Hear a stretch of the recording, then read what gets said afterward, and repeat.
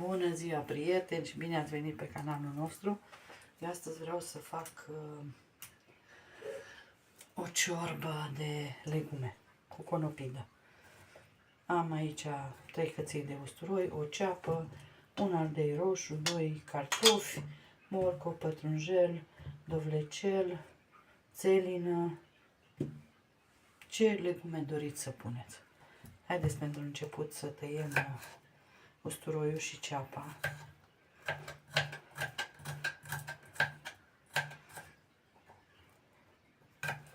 Acum vedem dacă pun toată conopida sau dacă nu e prea mult. Fac eu pentru 2 zile, dar să vedem. Am avut o conopidă mică și chiar nu aveam chef de pane. Am vrut să fac ciorbă. Azi rapidă mâncare.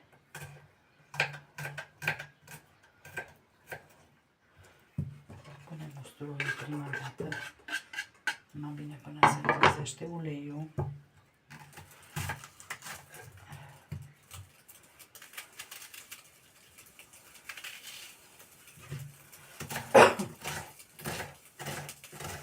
Tăiem ceapa.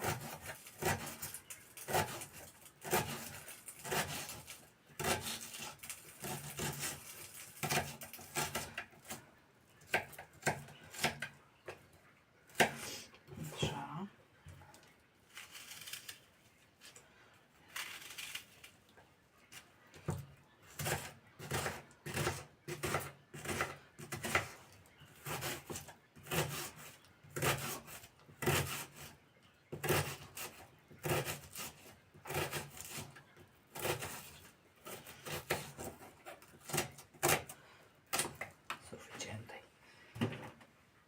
Suficient-i. Imediat să încălzește. Pun și ceapa ca să... ce? De la usturoi a început.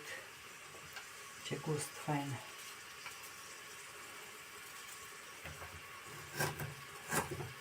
Pătrunjel. Azi am avut cam toate legumele.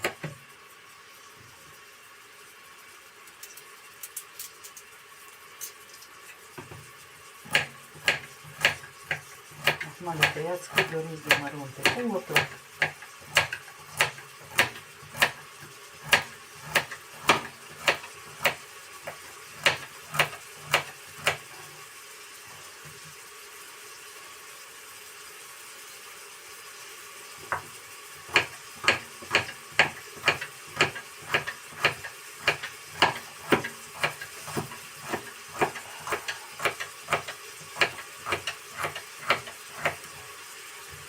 Morcov și mai mari, dar am zis să-i folosesc pe ăștia că se vestejeau.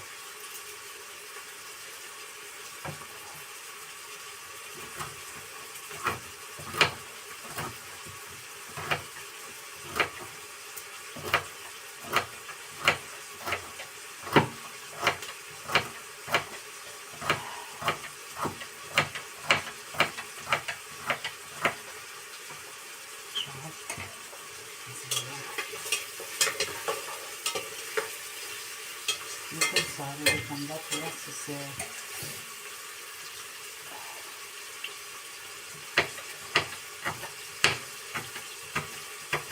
emane gustul.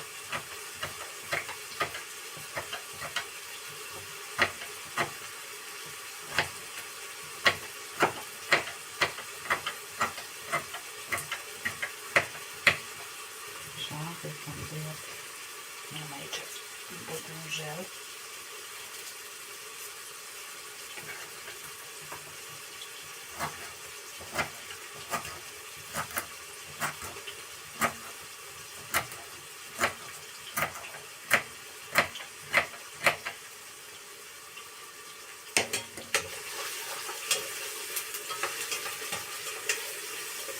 Așa, acum punem morcovii și pătrunjelul.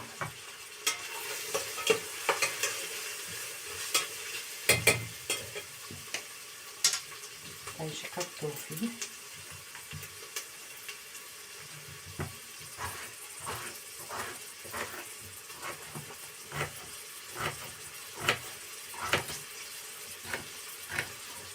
Asta puteți să o faceți și de post.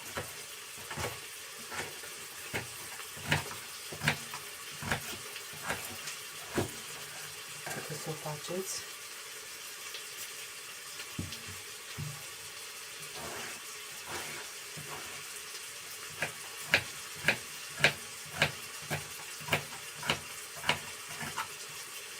Acum și vine postul Paștelui. Noi nu prea mâncăm de post, mai ales aici.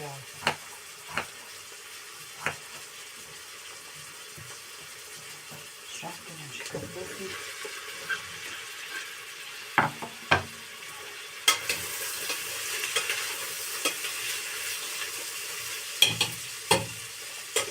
Așa, tăiem și țelina.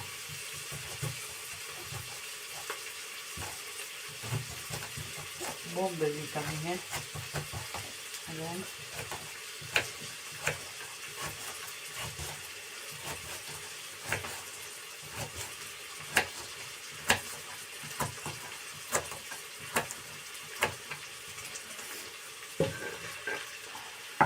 Așa, am și o bucată de fraz.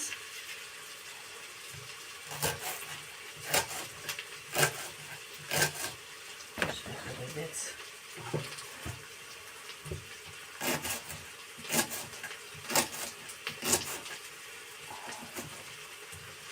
Le punem aici. Așa, și acum punem sarea.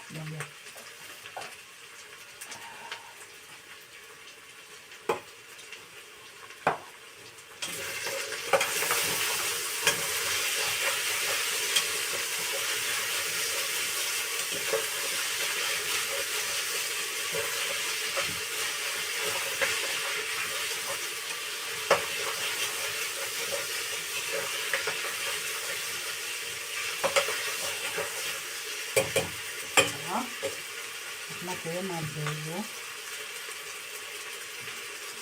și va prinde apă.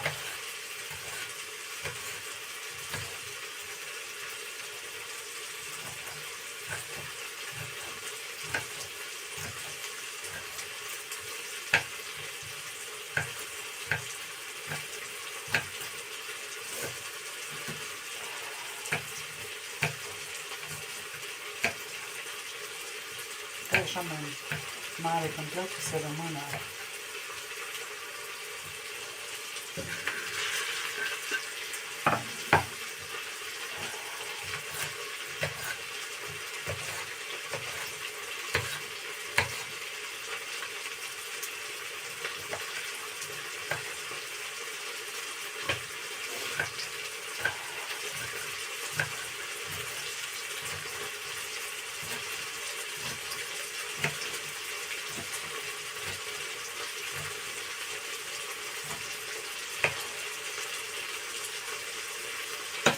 Bun.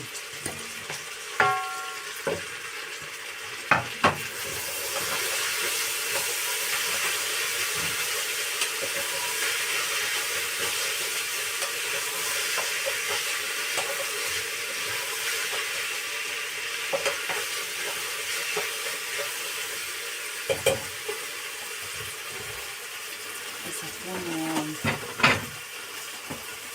pastă de tomată.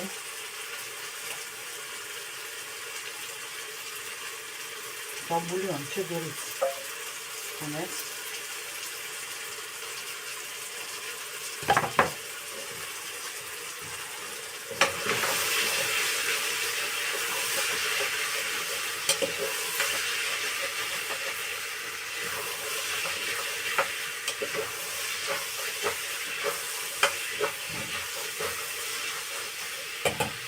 Așa. Acum punem apă.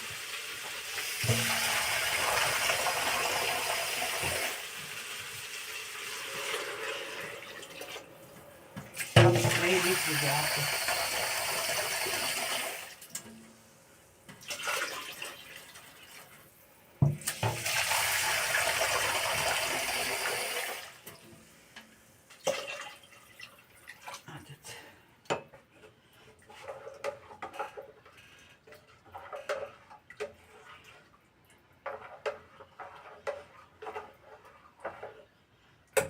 Și lăsăm să fiarbă puțin. O să pun și o lingură de vegeta. Acum am pus așa.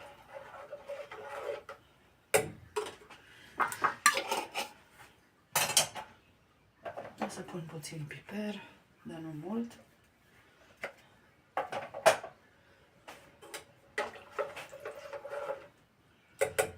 Și lăsăm să fiarbă.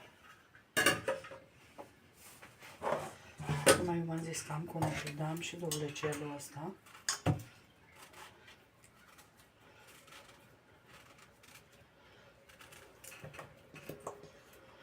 Tai așa cu bulețe.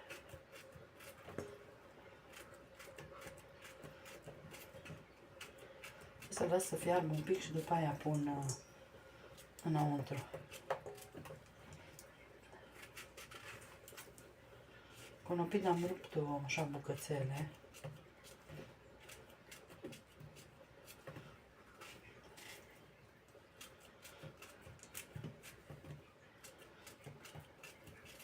Stai că am văzut aici un pătrunjel mic.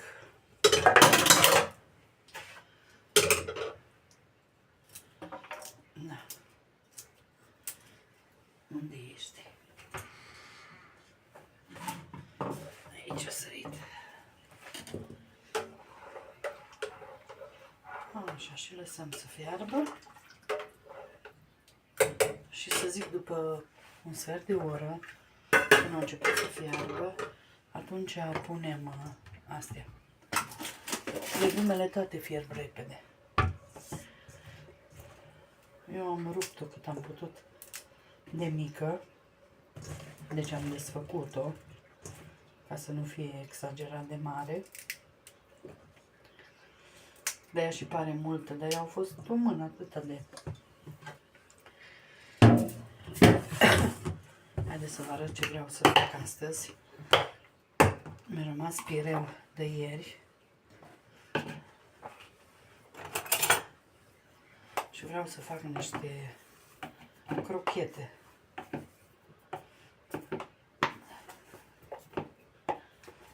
Sau chifteluțe, sau cum vreți să le spuneți. Așa, o să pun aici un ou, nu pun mai mult, cam puțin, cam 200 de grame de pireu. Piper.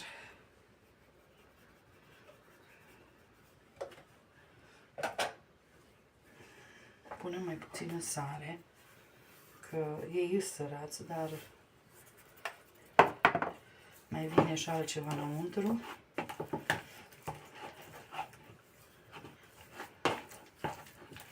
Mă duc să văd dacă am dezghețat cu cașcaval, să bag, dacă nu, nu bag. Am aici niște pătrunjel verde.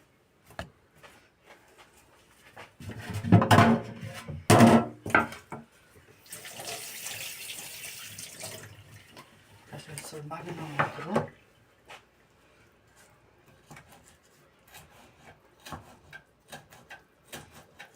Am și din ăla uscat, dar parcă e mai bună.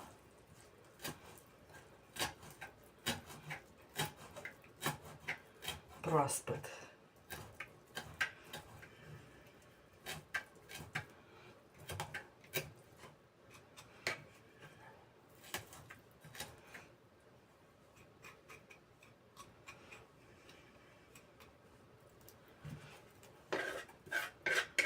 Nu trebuie mult, că nu avem mulți cartofi.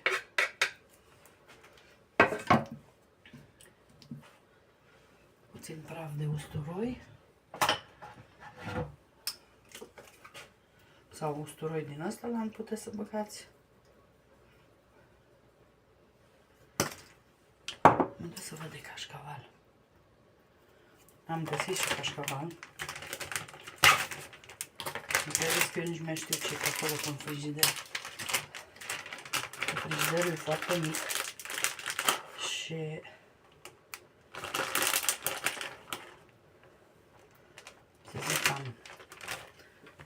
100 de grame de cașcaval.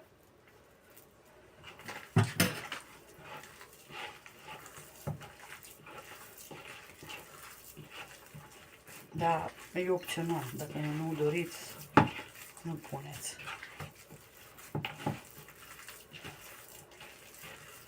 Așa, punem făină, o să zic, cam o lingură pun. Acum vedem. Că depinde și de cartofi frumos.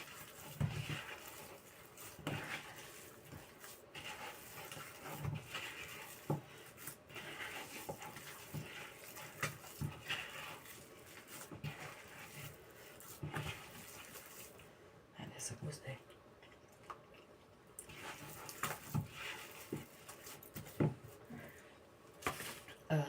O să vă pun o jumătate de lingură. Cu stânga greu lucrez. Da, merge. Mă nu-i facem nici prea tare aluatul.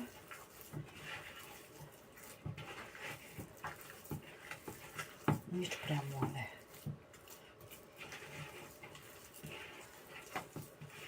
Eu zic că e suficient, că putem să... Vedeți, cu mâna curată putem să le modelăm. Haideți să mă spăl pe mână și vă arăt. Na, haideți să vă arăt.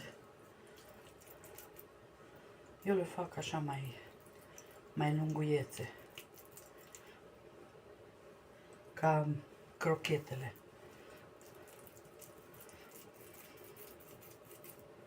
Deci nici subțiri, nici dacă nu aveți pireu rămas, fierbeți o jumătate de kil de cartofi.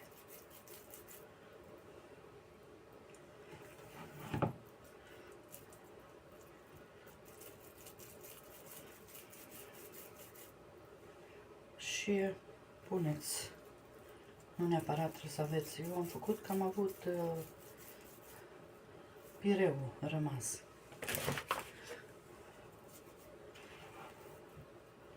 Și de aia am făcut.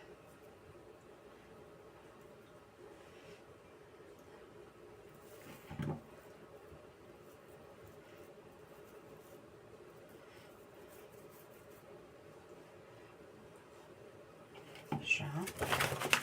Faceți cu făină sau cu apă, cu ce doriți. Vă faceți mâinile.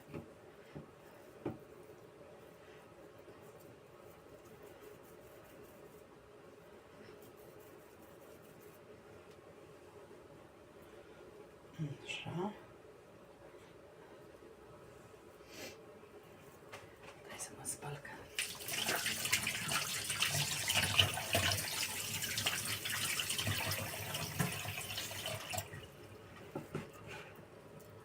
Sau le faceți rotunde, cum doriți.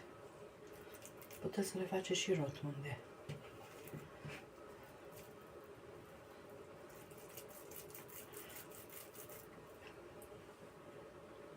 Cum vă plac.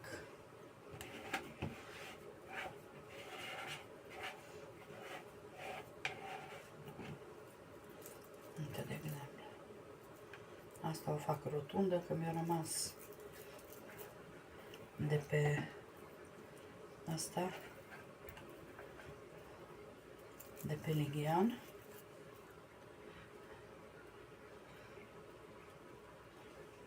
Și o fac rotundă, o las.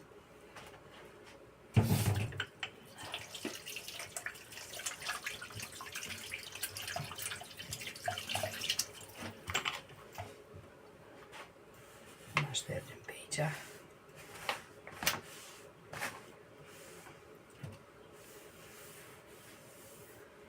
Așa, astea le lăsăm că o să le prăjim.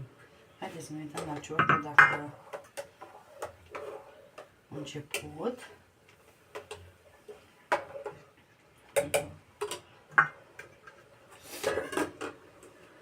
Și haideți să vă arăt ce fac pe lângă. Am aici crembuști.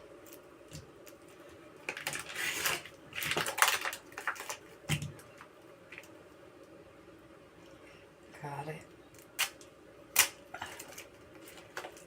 rost să desfac.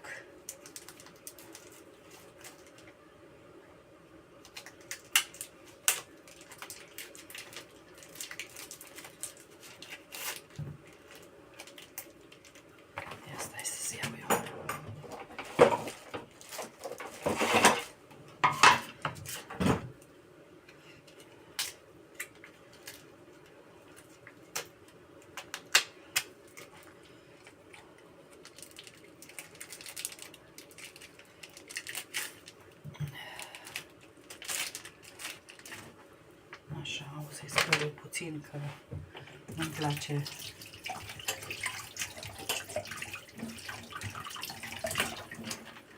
Nu-mi place cum arată.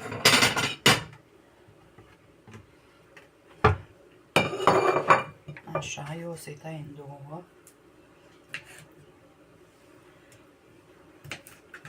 Cam așa.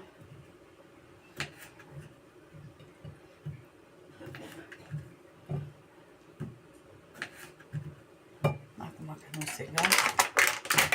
Și am aici bacon din asta. Și de sărat nu mai sărăm nimic, că și crembușii sărați, dar și baconul.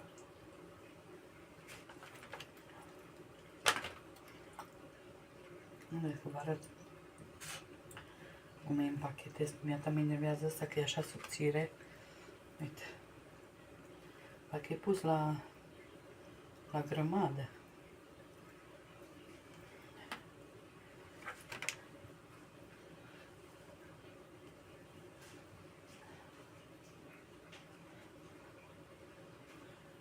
Imediat se scoală prințesa.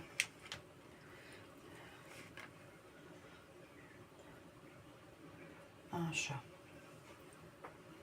Acum luăm crembușul și îl învelim în bacon.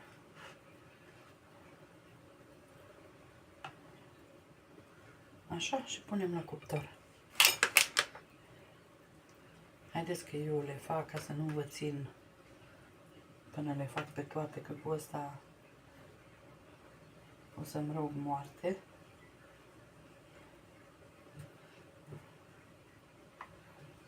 Cam 3 feliuțe din astea punem. Nu punem mai mult.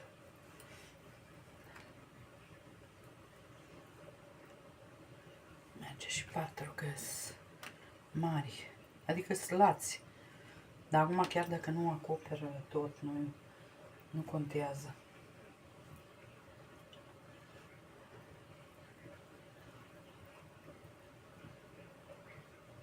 Uitați, puteți să-i prindeți cu scobitoarea, dacă doriți.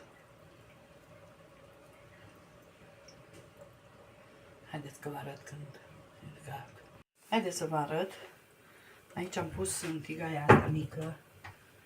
Trebuie să-mi dau drumul la cuptor, că nu i-am dat. Punem puțin ulei, dar foarte puțin, că și baconul gros. Și le așez aici.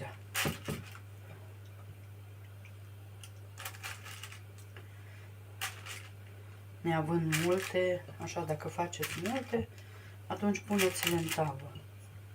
Dar eu, neavând multe, permit să le fac așa. Așa, uitați, așa arată. Și o să-l bag la cuptor. Nu trebuie să fie încins cuptorul, că se face. Haideți să ne uităm la ciorbă.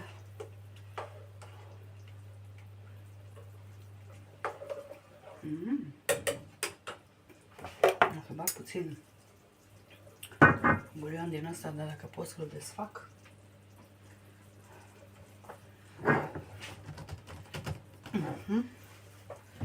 Nu merge. Cred că la ei mergea să desface rapid. Dar nu bag mult. Foarte puțin, să fie un pic acrișoară. Și băgăm conopida. Să știți și de ce l-am zis, că nu bag toată, dar o bag că ăla e mare.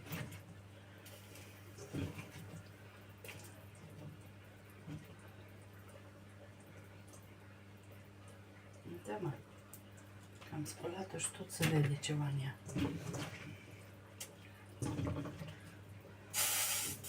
Deci avem 3 zile. Dar nu e bai, că mai mâncăm și seara. Noi și așa supă mâncăm seara. Vedeți? Că trebuia să o bag toată, că nu-i multă. Așa, și o lăsăm să fiarbă. Și la final o gustăm dacă mai trebuie ceva pe lângă ce am pus. Eu o să mă pun să fac crochetele, dar o să le dau prin căsnet.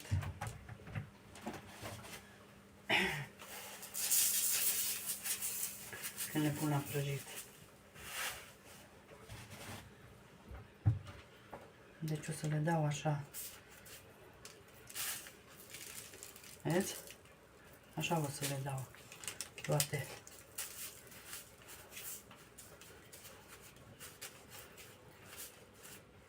Așa o să le dau și o să le prăjesc, dar o să revin eu când le pun.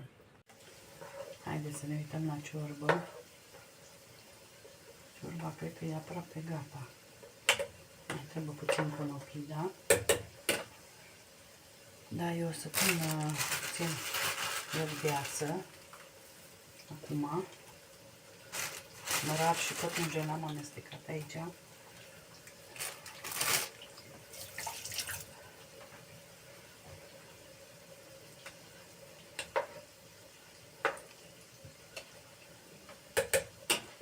Așa.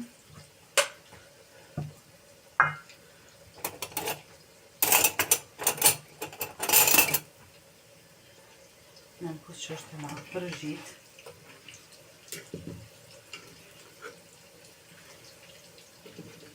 Ne uităm așa la ei dacă să nu se lipească. Și lăsăm. Aici am scos ăștia. Uitați, i-am întors. Am filmat, dar nu s-a filmat și am pus puțin cașcaval deasupra. Acum noi gustăm ciorba dacă ne mai trebuie sare.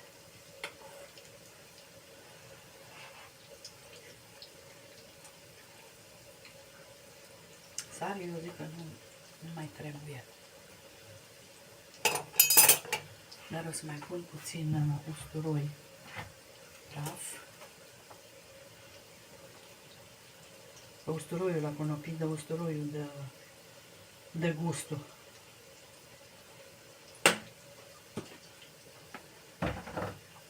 Așa.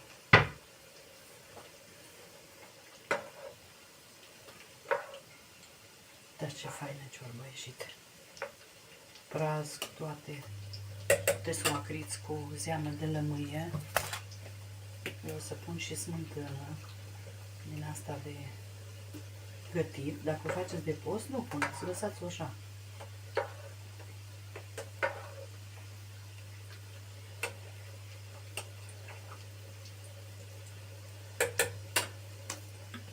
Super faină.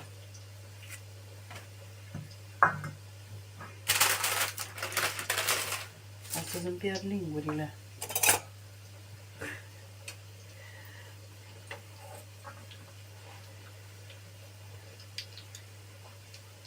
Minunată. Mai las puțin, cam 5 minute să fiarbă și gata. Și o să revin, o să prăjim astea. Vedeți că acum ele de la început să primească culoare.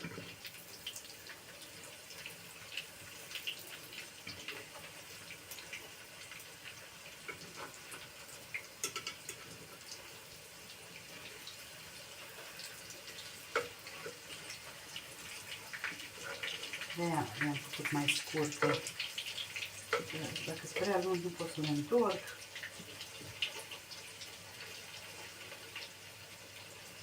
Asta nici cum nu mă las. Așa. Haideți că prăjesc și vă arăt după aia.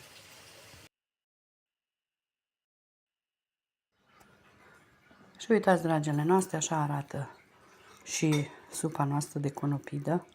A ieșit o bunătate cu legume, super faină. O să revin eu cu felul 2.